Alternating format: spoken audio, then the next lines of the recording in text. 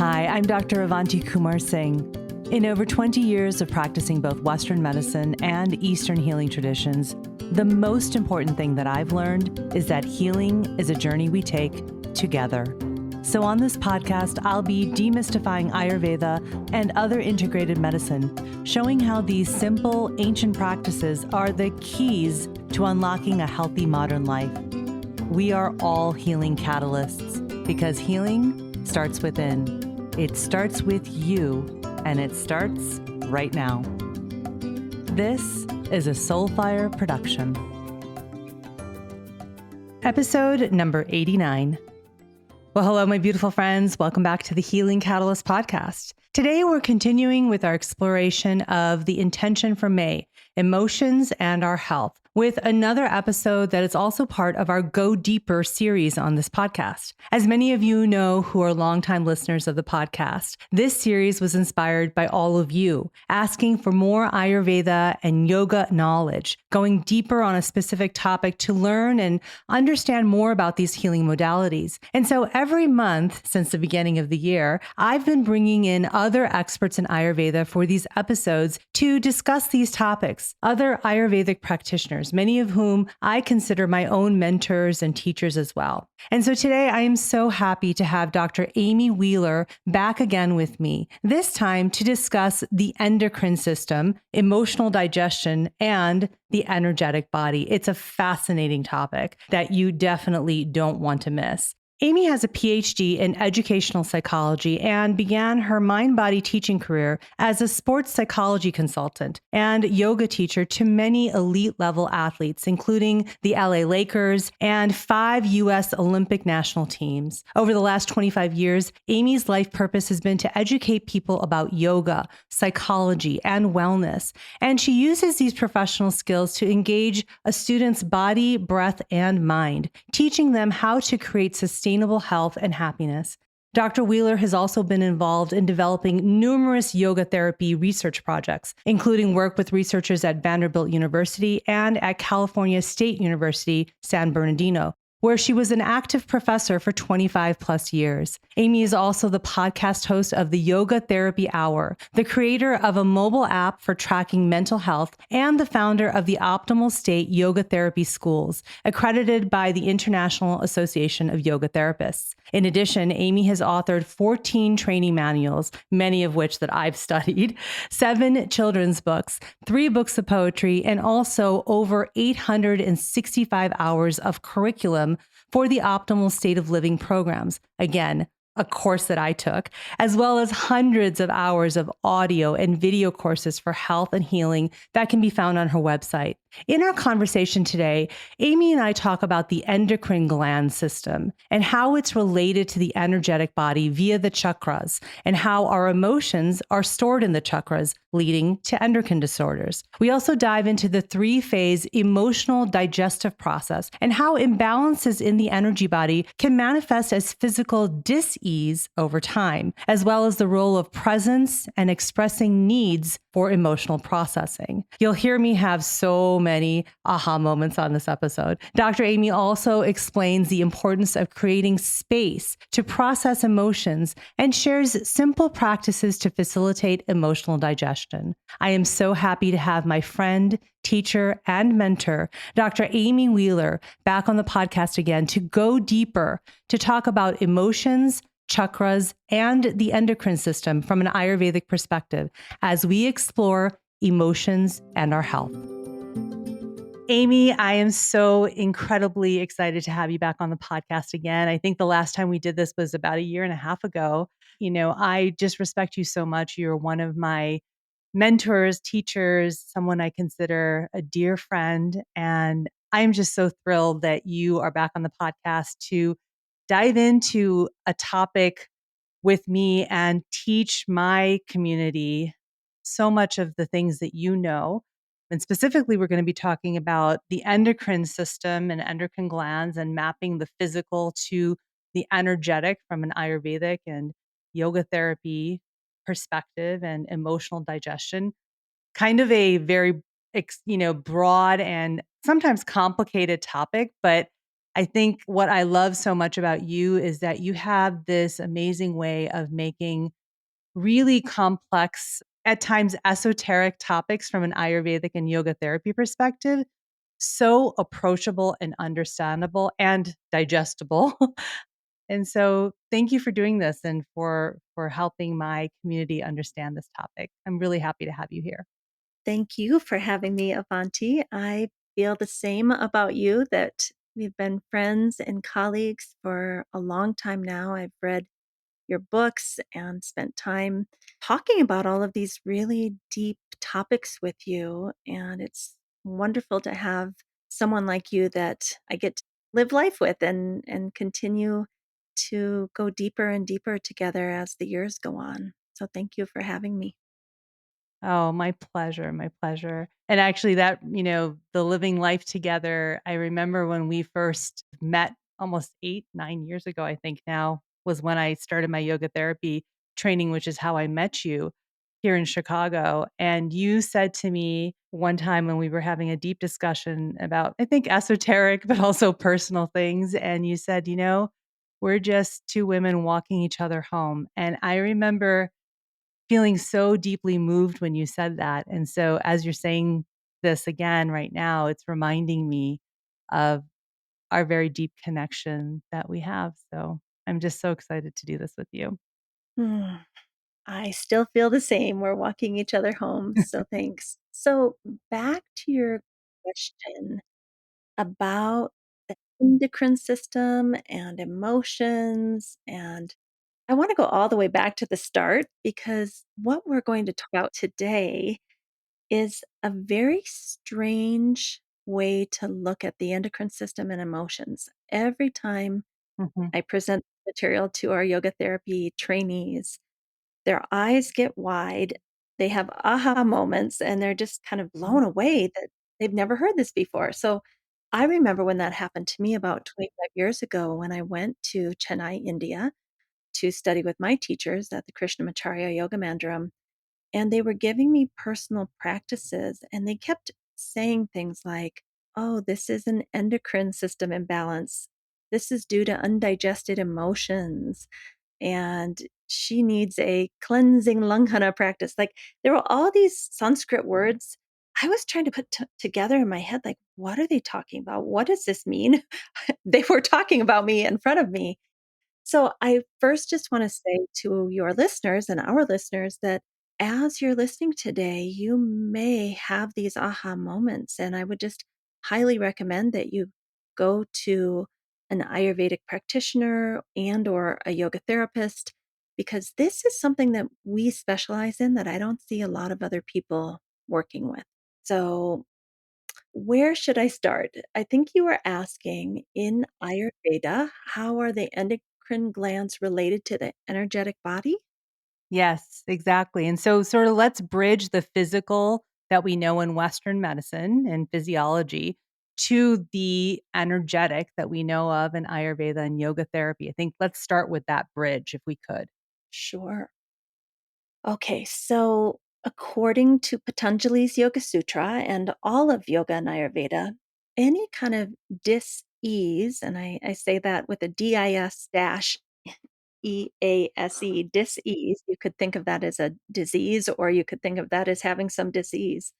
It always starts on the subtle and knocks on the door, and if we don't hear it, it manifests into something more tangible and gross. And one of the things that they say in Ayurveda, as you know, that there's 6 stages of the dis-ease process, and the first 3 stages are not even detectable by any kind of Western allopathic medical tests that we have. So you're already at the 4th stage of disease by the time you can detect it or diagnose it. So think about that something has been happening deep inside you for a lot of times what I've heard from my teachers 4 to 5 years of endocrine system being out of balance by the time we can even find anything on a Western medical test. So that's what I mean by subtle to gross, in that it has been manifesting very subtly. And, you know, the way that we could look at this in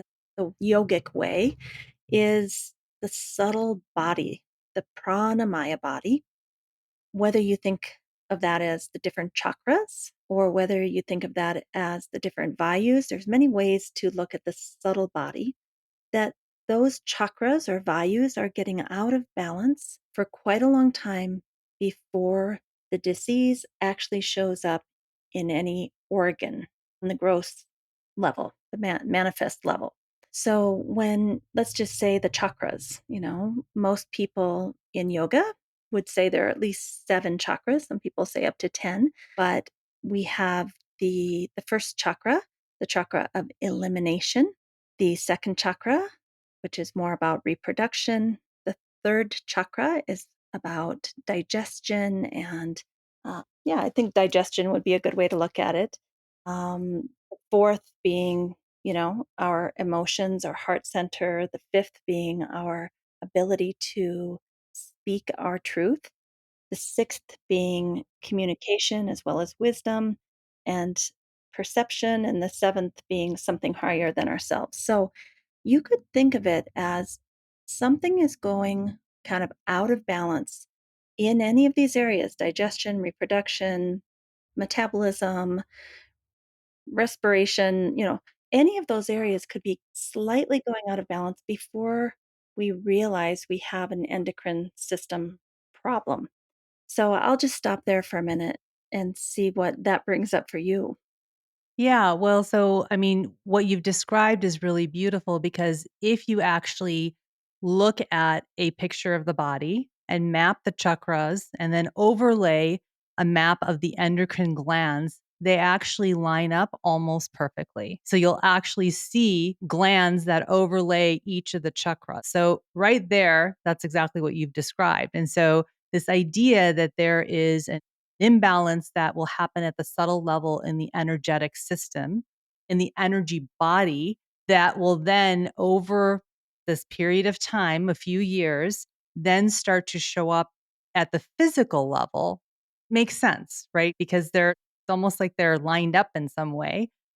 And then we'll get to the emotions part. But, as you're saying this, it's also bringing up so much for me as I'm going through this cancer journey right now. And, I have spent quite a bit of time thinking about the fact that, I am a practitioner of Ayurveda and yoga therapy, and I do all of these practices to take care of myself. But I have been very in tune with the idea that there's probably a lot of emotions that I have not processed that have probably led to this imbalance over time, which eventually showed up as a cancer diagnosis. But before that was probably more of a mild endocrine imbalance of some kind. So that's just something that's coming up for me as I'm thinking about it. And it's not to say that, to make it sort of this thing to be afraid of, but I think it's bringing awareness to the idea that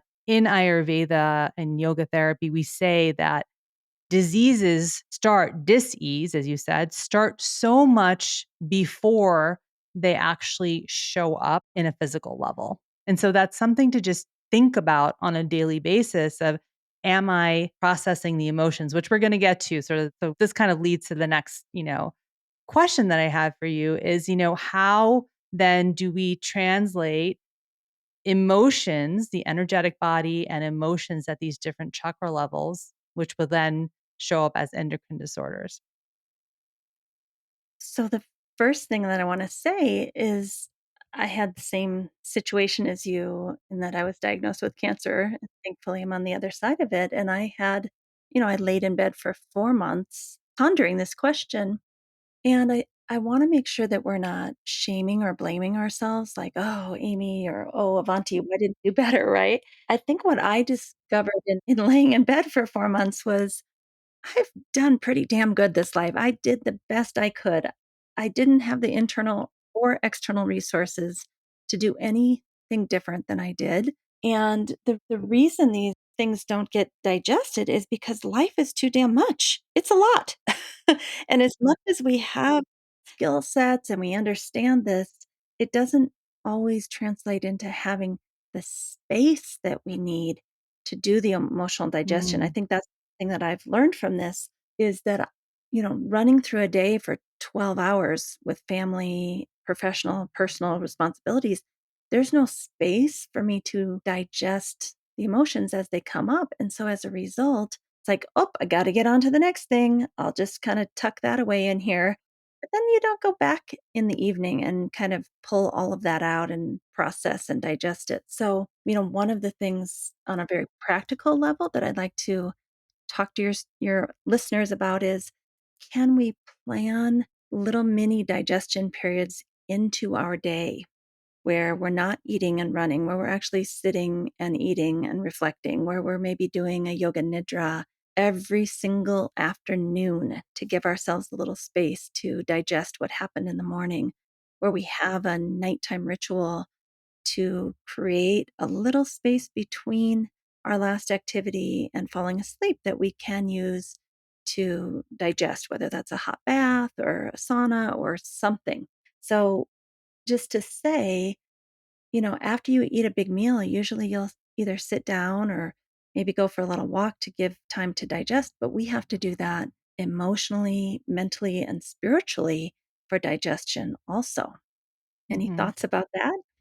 Yeah, I know. And thank you for saying that because I appreciate you saying that this is not about, making ourselves feel bad. Again, I've been asked this question so many times.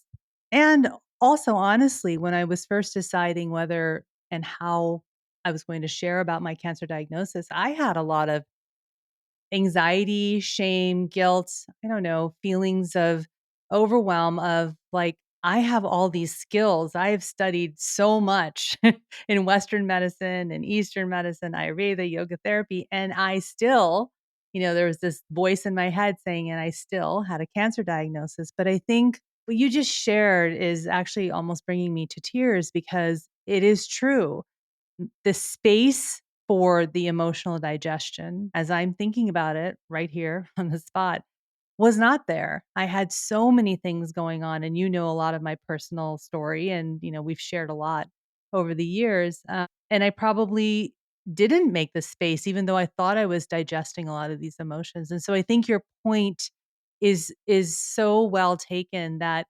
creating space, like literally just creating the space and the intention that during that space, I'm going to process emotions on a daily basis regularly in the same way that we digest and process our food, our physical food and drink. I think that's such a beautiful practice and such a profound way of bringing this idea into a practical sense of what we're talking about. So thank you so much for saying that, Amy. I really appreciate that. It's a lot for me to think about as well right now. So but let's get back to, the idea of the chakras, the energetic body connecting to the emotional body or emotions and sort of how do we put these kind of together? Because we've already done, the overlay of endocrine glands, the physical to the energetic. But now how do we go to the emotional? So I was thinking about this question beforehand, and again, it isn't something that's in our Western allopathic medical model. So I'm going to ask our listeners to stretch a little bit. But I think we could say something to the effect of, when we have an emotion that, for whatever reason, cannot be processed, digested, and released in a given moment because we're too busy or we're too stressed or we don't have the space, that emotion is tucked down somewhere in our body. And according to the ancient yogis, the types of things that get tucked in the pelvic floor are different than the types of things that get tucked down in the solar plexus or the heart space. So, the lower chakras, if you will, might be more around, I'm feeling othered. I feel like my tribe doesn't have my back, or maybe I don't feel like I have a support system. Maybe I have financial insecurity. Maybe I don't feel safe in my relationship. Maybe something has been done to me against my will that has just made me not feel safe in general. Maybe I don't have the self-esteem to value myself and feel worthy. Those are feelings that get tucked down into our body. Those are emotions that get tucked down into there. And you could go all the way up to the upper chakras too. What are the types of things that tend to get stuck in each one of those places? But we have this opportunity go back and allow that emotion to come back up and reprocess it. And, the main way that I help people do this is through yoga nidra or through meditation, where we bring the person into a very deep state of parasympathetic activity, the relaxation response. And then we'll take them through a visualization or through my yoga nidra that has a very specific purpose so that in a safe place, and it's kind of there's a container, there's a therapeutic relationship between myself and the student, and maybe the student also has a talk therapist, depending on the nature of their wound. But the point is through something like yoga nidra or meditation that's targeted to that person, right? There's been an assessment. We've co negotiated what we're going to work on together. We've co chosen an object of meditation together. And the goal is to allow those emotions to be touched and to come to the surface so that they can be processed and let go. That's very unique to Ayurveda and yoga. I don't know a lot of other systems that for 5,000 years have really mapped out how to do that process safely and effectively. Yeah, I would agree. I think that it's one of the most powerful ideas in Ayurveda and yoga because it connects all of these different bodies, as we would call them in Ayurveda and yoga, the emotional to the physical to the energetic bodies. And it maps them together and it makes that connection so that they're not separate, but they're actually interconnected. And you understand then how each affects the other and how so many of the symptoms, illnesses, chronic diseases that we end up having in our physical body start at this very subtle level, which is what you started the episode with. But let me ask you this. So, if this is the way that these emotions get tucked away in these different chakra centers, as you described, in the energy body, what is actually a healthy emotional digestive path according to Ayurveda? Let's talk about the flip side. Yeah, what would we like to happen up front? But if it didn't, it's actually the same path that we can use through meditation or yoga nidra to get it to happen the second time. So the healthy digestion path would be that we are able to take in the life experience, positive, negative, neutral, in this moment. Like be present with it. Like, oh, what's happening right here, right now? And that sounds so easy, but most of us are going through our lives on autopilot and we're actually not present to what's happening. If my husband has a complaint, I'm like, yeah, yeah, yeah. And I'm out the door for work and I don't think about it again. Right? I'm not present to his complaint. So that sounds easy, but being present to your life means you have to slow down. It means you have to check in. It means you have to be connected to yourself and co regulated with your loved ones. So that's number one. Then once we realize, oh, my husband had a complaint or my wife or, my child, then we have to be able to, in a non reactive way, and this is also pretty difficult because as soon as we're reactive, it's game over. Can we digest and process it? How am I feeling about this? How is my child or my friend feeling about this or my boss? What is a way forward? What is this triggering in me? What are these reactions I feel inside of me? So that's number 2 to kind of digest it and I call it chew it up and really get clear about what's mine, what's yours, what's ours.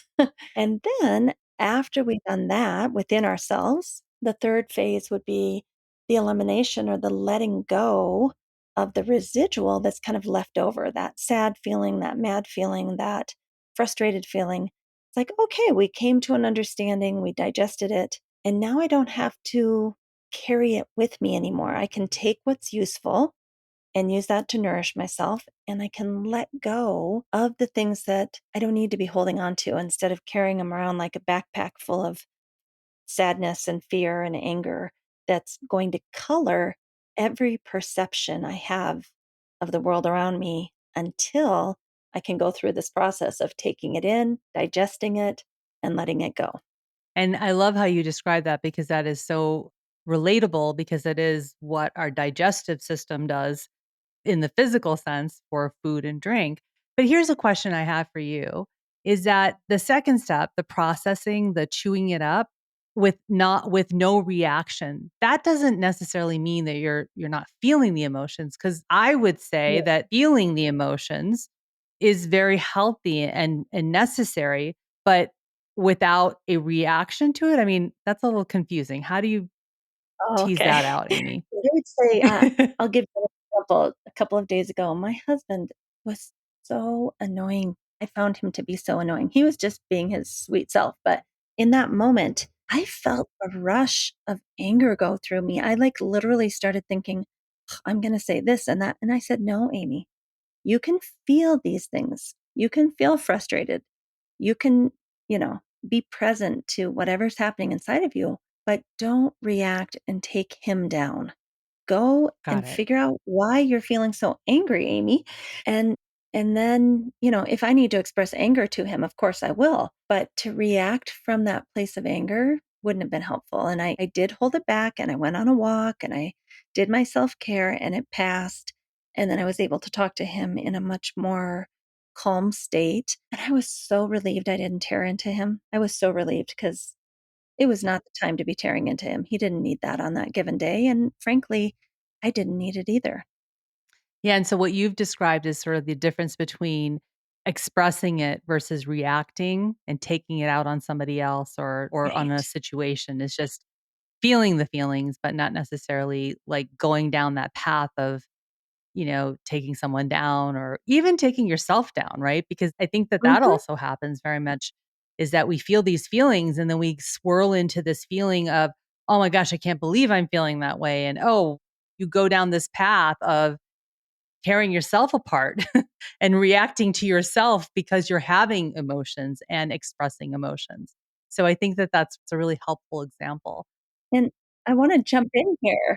Unfortunately, I think many of us only do half of this second digestion process, the second stage. We might even be able to not take somebody down and feel the feels. The second half is going back in a calm manner and expressing our needs and our boundaries. That's where a lot of people are getting stuck too, because they're not finishing the digestion process. They're just saying, oh, well, got to move on. Maybe it's that not that big of a deal. That is toxic. It's very toxic. We have to express our needs and our boundaries. And I teach nonviolent communication, and it is hard for people to express what their needs are and try to get their needs met. But that's part of this second stage, digestion. Yeah. So, so important expressing our needs. Wow.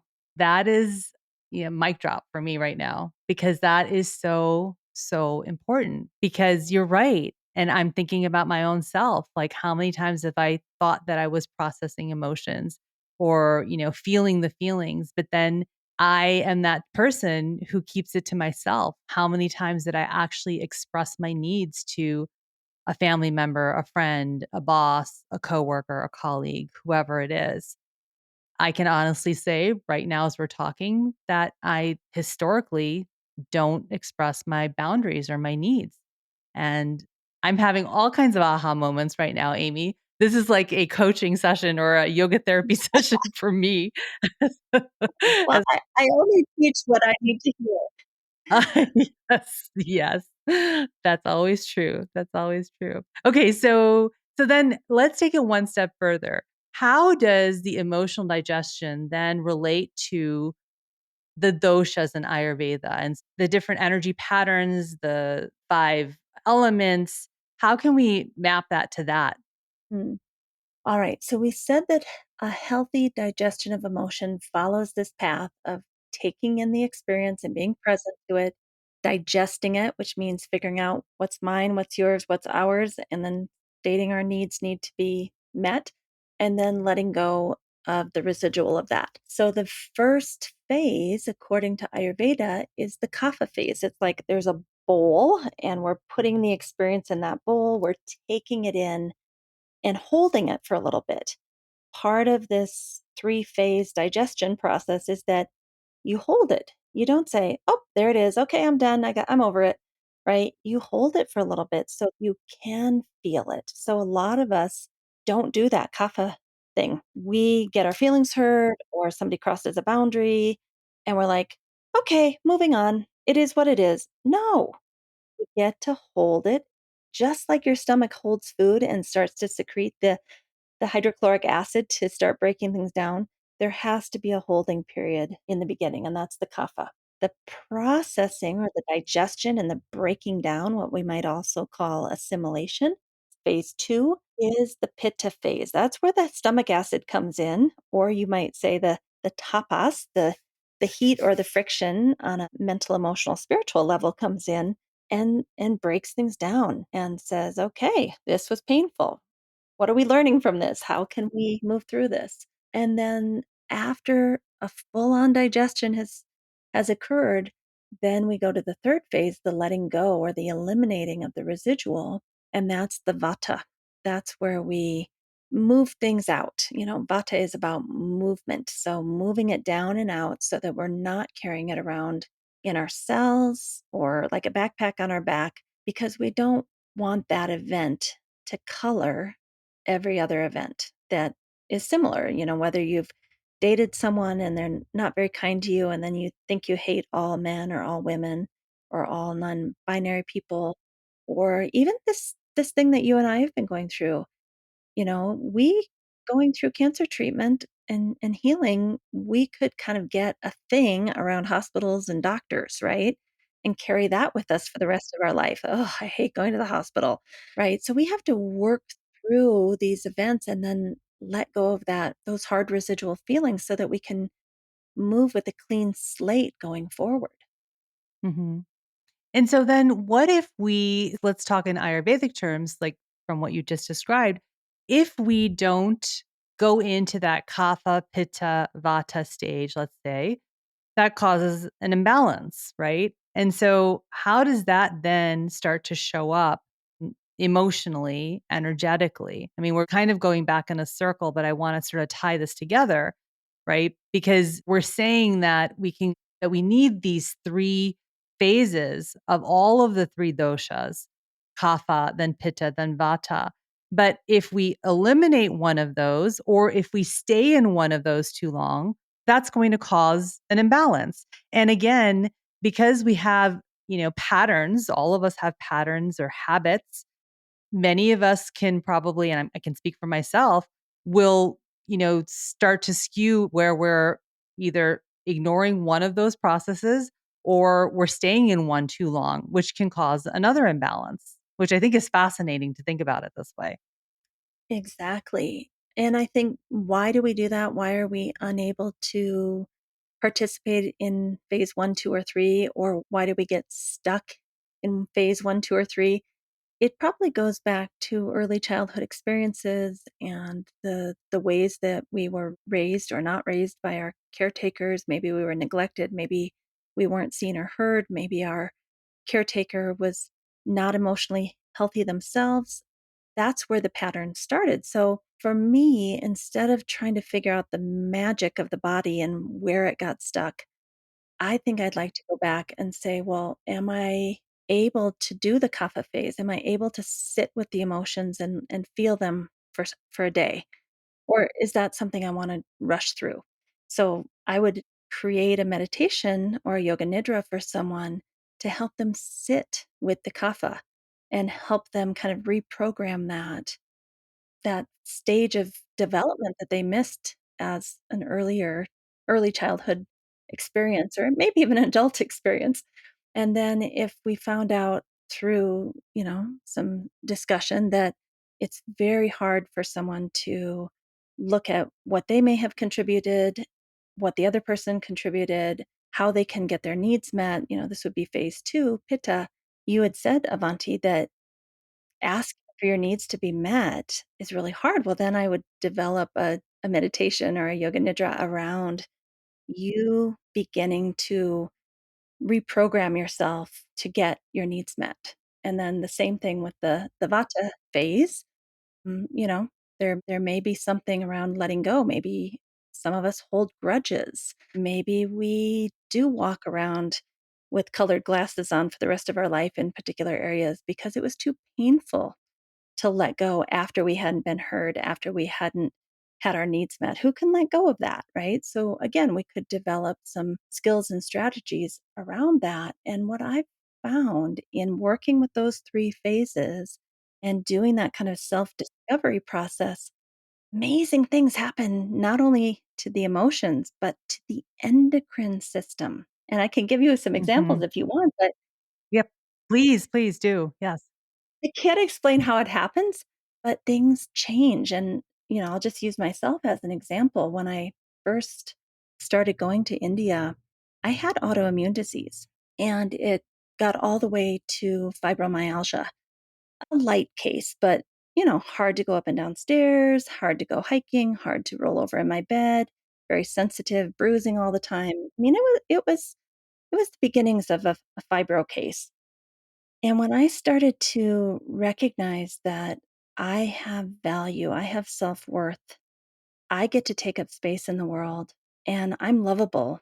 And it's not only okay for my needs to be met, but it's necessary for me to speak my needs and have them met. Guess what happened? I no longer have fibro. I no longer have autoimmune. I don't have any of the blood markers that I used to. I find that remarkable, and I'll tell you one other thing, if I fall off the horse and stop taking care of my own needs, those little fibro symptoms start to creep back in, and I'm like, "Oh, there's that feeling. All right, Amy, what are you not paying attention to? Is it the kapha phase? You're too busy, you don't have time to hold these emotions. Is it the pitta phase? You're scared to speak your needs. Is it the vata phase? Are you grieving this and you're not able to let it go? Is there anything left in the pitta phase that needs to be taken care of before you can let this go finally?" So I use my own body kind of as a barometer to tell me how well I'm doing in these three phases of emotional digestion because it will come back if I don't keep an eye on it. Mhm. I'm loving this description because I think it's so relevant. And again, I'm thinking about myself and what I've been through. And I know that for me, most of my life, I have not allowed myself to be in the kapha stage of, really taking in the experiences. It's always like, it's okay. It's okay. I can move on. And it's, a little bit of a martyrdom. I can totally admit that. And also part of my sort of type A personality of being practical and wanting to get things done. And so just moving through the emotions and saying, "It's okay, it's okay." So I definitely can see where I have not allowed myself to sit with emotions.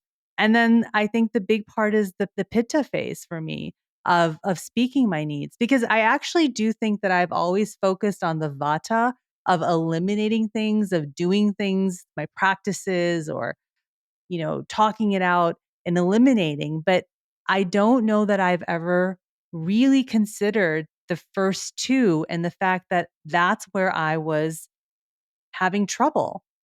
And this is, I mean, there's so many bells going off for me right now, and I'm going to have to really sit with this. But I would really encourage, all of you who are listening to really take a look at this, because I think this is just a profound way of thinking about emotional digestion that Amy is sharing with us that I think will give you, like you were saying, Amy, so many insights into this idea of emotional digestion. Because I do think that, so many times it's explained as feel your feelings, process them, get on, and it's sort of like all lumped in together. But this idea of it being three steps to it really breaks it down, and it actually releases some of that, maybe that stigma, the guilt, the "I'm not doing this right," for me anyway, because again, coming back to what I've been going through, I think I have been really struggling with the idea of I've been trying to process all these emotions. I have all these skills. I've been doing this for so long, and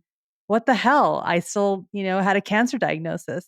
And you've just shown a new light on it for me, which is, oh, there's some other little pieces to it that maybe because of my patterns, because of my personality, because of my prakriti that I was born with, my genetic makeup, I didn't allow myself to go through the kapha stage or the pitta stage. So, thinking out loud, there's so many thoughts coming in my mind right now, Amy, as we're talking.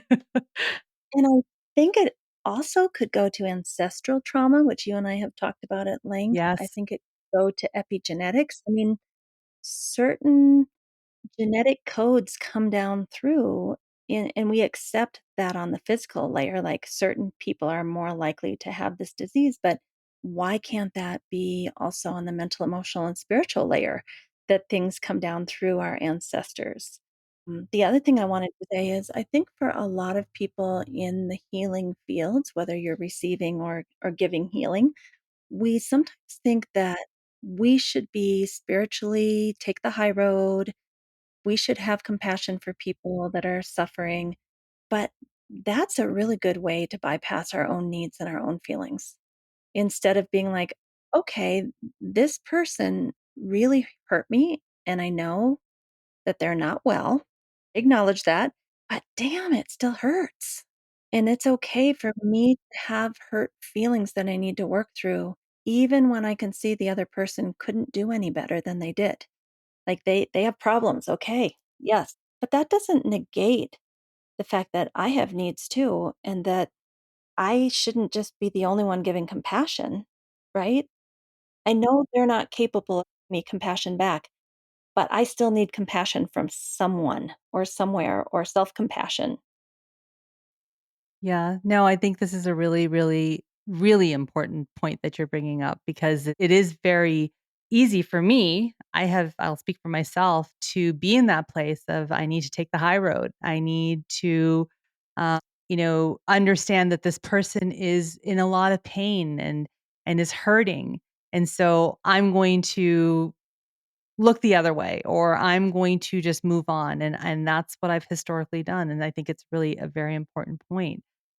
So I want to sort of, bring this back to some practical tips. And, we've talked about a lot of things, but, if somebody, of course, working with an Ayurvedic practitioner, a yoga therapist is always the best way to go. If you have some things that you really want to address and dive into, or you're having some symptoms that are really, really difficult, and that's not always an option for everybody, and many people want to start, today listening to this episode. So, what would you say, Amy, would be some, simple ways that somebody could start to sort of dive into a practice to help with this kind of emotional digestion? Well, I think journaling is a lovely thing to do, and, there's kind of 3 questions that could summarize the 3 phases of digestion. So, you could journal about phase 1, the kapha phase. What is it about this event that's really difficult for you to digest or even difficult for you to be present with and kind of hold and say, "Darn, that really hurts." So, you could journal about that, and then phase 2, what good can come from this event? What can I learn? What skills can I learn to do better next time so I don't keep finding myself in the same place? Do I need to learn nonviolent communication? Do I need to start a yoga nidra practice daily and create space in my life to do emotional digestion? So, journal about that. And then the third one, which comes after the first two, as you pointed out, if I have held it and I have digested it, what do I need to do to let this go and not have it influence me going forward? Which you cannot do unless you've done your work in phase 1 and 2. But again, journal about it. Some people will say, well, I can't let it go until they apologize to me. Well, Mhm, honey, mhm. you don't have control over if they're going to apologize. That's not an option. What do you need to do to let it go? And that again probably means you need to go back and hold it, digest it a little longer so that you feel clean at the end. So I would say journaling or I have some really good girlfriends that we talk at a specific day and time every single week and we give each other empathy for all the suffering that we have. So maybe find an empathy friend. Um, if you can go to counselor, especially if your insurance will pay for that, and you could just say, here's the 3 things I'm working on. I'm trying to figure out how to be present with challenging emotions. I'm trying to figure out how to process them and let them go. And maybe your insurance psychologist could help you work through that. Other things, we have a Yoga Nidra facilitators course coming up in the fall, and that is a way for number 1, for us to learn how to do this in part, but also to become a facilitator to help others. So it could be that you wanna invest in personal and professional growth, and I know, Avanti, you've had some wonderful programs that could also help people do this Mhm. kind of work. Yeah, and you as well, and we'll link in the show notes to Amy's website because she has beautiful classes, courses, and lots of resources that can help you with this. But I do think that, these 3 questions is a really great, idea and journaling it. But also once you get good at this, I think that I would imagine that it's something that you can go through every day and just sort of review your day and just it doesn't have to be an hour-long practice. It could be 15 minutes of just making sure that you cover those 3 areas and really consider, what is the event? How can I process it? And what do I need to do to let it go? I think these are beautiful practices. And then, even from, some people I know, and I've heard this many times from patients and students, it's really hard for them to journal or to write things down because it feels like they're in their minds so much. But do you have any ideas, from a yoga therapy perspective of more physical? Because I do think for some people, depending on their constitution and on their imbalances, it can be really challenging to do something like this in their mind. Do you have any ideas of something that could be more physical? I know we always talk about this. You have to sort of think about different approaches to the same problem and to the same solution that you want to get to because everybody's built differently.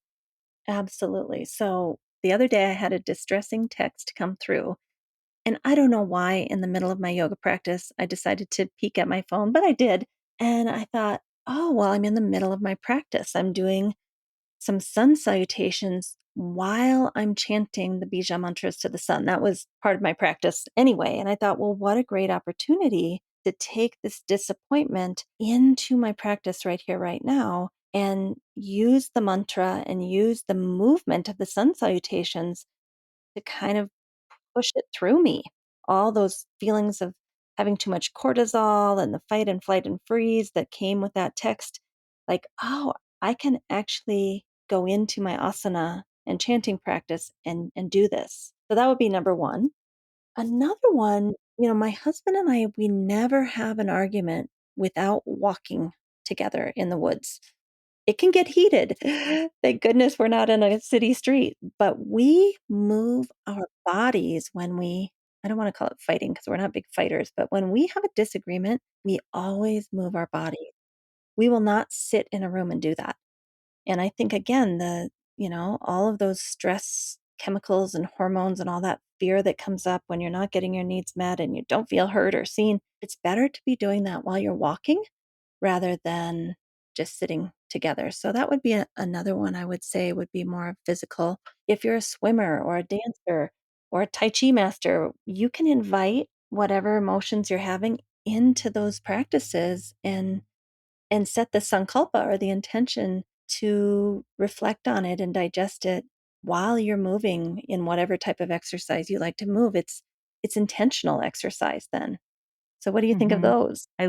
No, I love this idea because, I often find so many people and my husband, Kanwar, for him, the idea of meditating, of, being in his head because he's in his head all day, thinking in his job and his work. If I was to suggest to him to sit down and journal, there would be no way he could do it. His prakriti, his vikriti, everything, that would be like no deal. But if I told him, do something physical to process this and go through these 3 steps, as you're moving, he'd be totally into it. And so I love this idea of using the movement, of using physical movement. And I think this also comes back to the idea of yoga therapy that, yoga and yoga therapy is not just about the asana. It's not just about one thing. There's many tools that we can use. And you mentioned, chanting. You've mentioned asana. You've mentioned a self reflection.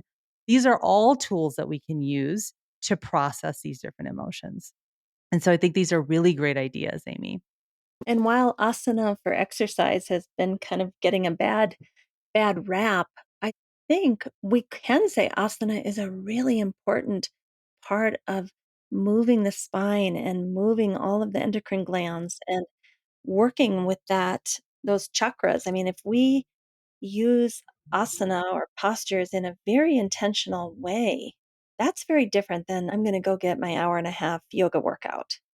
Sure. Yeah, because at the end of the day, it's all about energy. The Mm, asanas are more about the energetic body, which we know.